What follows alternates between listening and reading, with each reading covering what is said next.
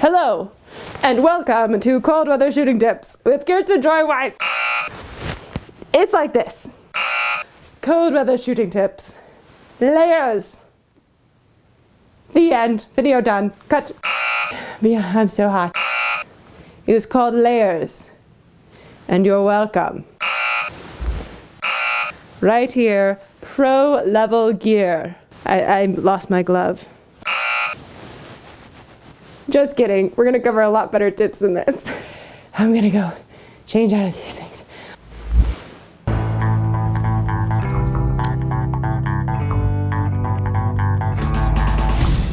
Hey guys, I'm so glad you're here because we're gonna cover some cold weather tips for shooting on the range when it is miserable outside. It is not fun to shoot when you're shivering, when your fingers are extremely numb, when your whole body's numb. I've been there, done that, and I have tips and tricks to stop it from happening, or at least to mitigate it, with these tips and tricks that not a lot of people talk about because I never learned it from anyone. I've learned all of them the hard way, the cold way, the freezing way. One, we're gonna cover what you need to do for your body, other than the obvious stuff. Two, we're gonna cover what you need to do for your gear, other than the obvious stuff.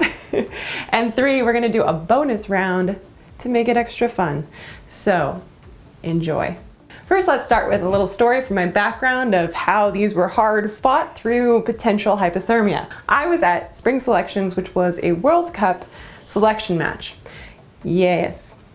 Not the best time that you want to be shivering your guts out. It wasn't pretty. I had to sleep in the Army barracks. Now, I'm not Army, but I had to sleep in the Army barracks, and not just any barracks, but these were condemned barracks. There wasn't heat, there wasn't hot water, and I had a small little Army blanket to keep me warm in negative freezing temperatures. Then fast forward to the next day, and I'm on the range in canvas and leather, which sucks the heat from your body, and it is 32 degrees Fahrenheit out, which for your Celsius lovers is freezing. I did not stop shivering.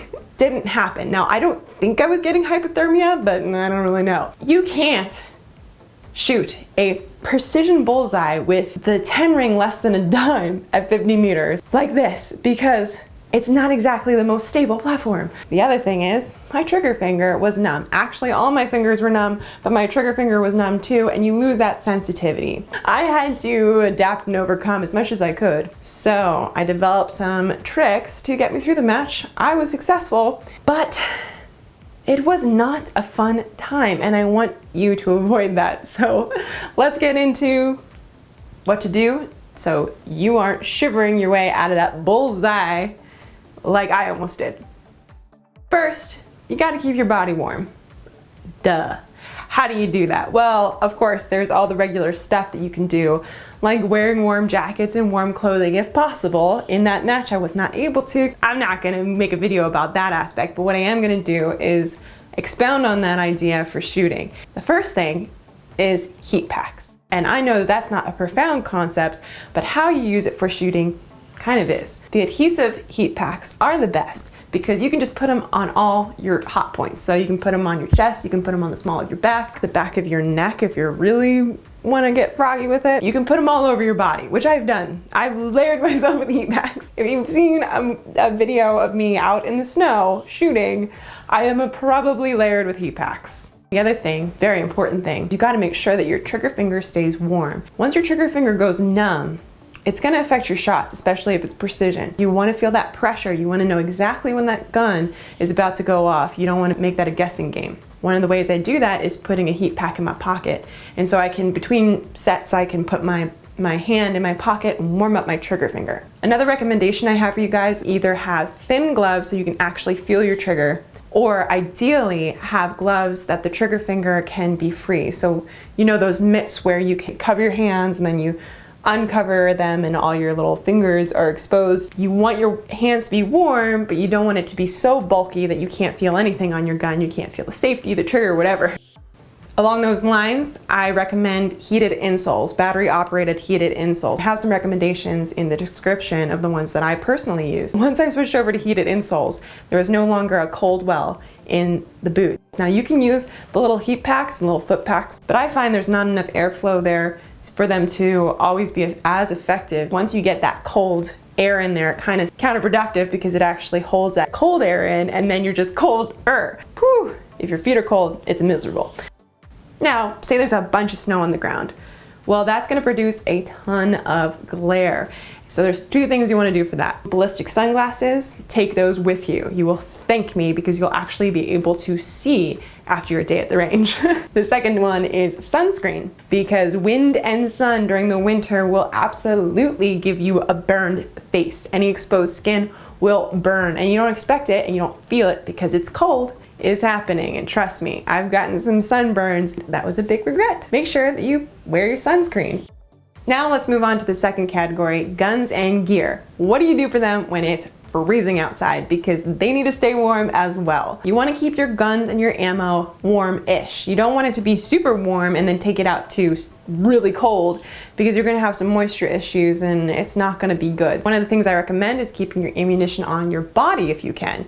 That'll keep it warm enough that it will bring more consistency to your groups. The other thing is you can put a heat pack underneath your ammo on your range table or whatever. Keeps it a little bit warmer. For your gun's going to be cold. But one of the things you can do, send some shots down range to warm up your gun. If you're not, you can shoot it cold, but you're gonna have way more consistency if your gun and your barrel is warmed up. Another way to keep your shooting more consistent and your group sizes smaller is to make sure that you keep those warm gases in the chamber. A lot of people, especially with bolt action rifles, they'll flip that bolt open and they'll let all the gases escape from the rifle after they've taken a shot. Don't forgo safety for this tip. But if you're still pointed down range and you still have your gun in a safe direction, you can gently, you don't have to close the bolt completely, but you can gently close the bolt so the handle's still up. And the same concept goes for any gun. Of course, safety first. Shoot a few rounds, keep those gases in the chamber, and keep everything warm-ish while you're out there. Speaking of gear transitions between warm and cold and warm, you gotta be really careful. I've done this more than once where I take a cold gun or gear of any sort and I bring it into a hot house or a very warm house. It's such an extreme transition that you cause so much condensation and moisture, and you end up having to oil your gun, take care of your glass, your binos, your scope. It's a mess. So if you can avoid doing that, do it. So a more gradual transition between temperatures is very important for your gear. I'm gonna save you from getting a lot more snow in your boots. And that is if it is snowy and you don't wanna trudge through the snow back and forth all the time, bring binos, bring a spotting scope. I have some recommendations in the descriptions, but bring something that you can check out your target without having to walk all the way down and back. It will save you so much effort and time. All right, now for the bonus round, because we don't want to just survive in the cold weather, we want to thrive. So I have these tips for you to make your time at the range so much more fun in cold weather. One, there's three of them. One, a propane heater, a portable propane heater.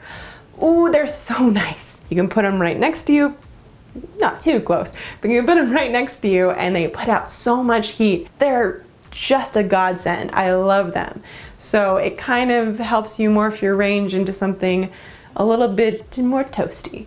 The second thing, you gotta have some groovy tunes. So portable speakers, yes, and they make some really small ones now, and you can pick whatever songs you want, and they keep your mind off the fact that maybe your toes are turning black, which is probably not a good thing to take your mind off. If your toes are about to turn black, please don't ignore that. But it keeps your mind off of the cold, and it just makes the whole experience more enjoyable, more fun, more of a lively party. And the third thing is hot chocolate, maybe with some marshmallows, because hot chocolate and snow, they go together like hot chocolate and marshmallows. Like two peas in a pod that aren't disgusting. No one is frowning when there's hot cocoa and snow outside. What more can you ask for, even if it's below freezing? You're gonna have your portable heater, you're gonna have your trigger finger all toasty warm, shooting better than everybody else with all these tips. Then you're gonna have hot chocolate to sip on. I'm jealous of you already.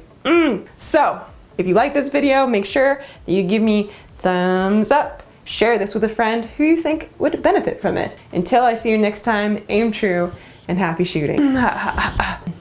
Energy. Oh, the weather outside is freaking cold, but as long as you know.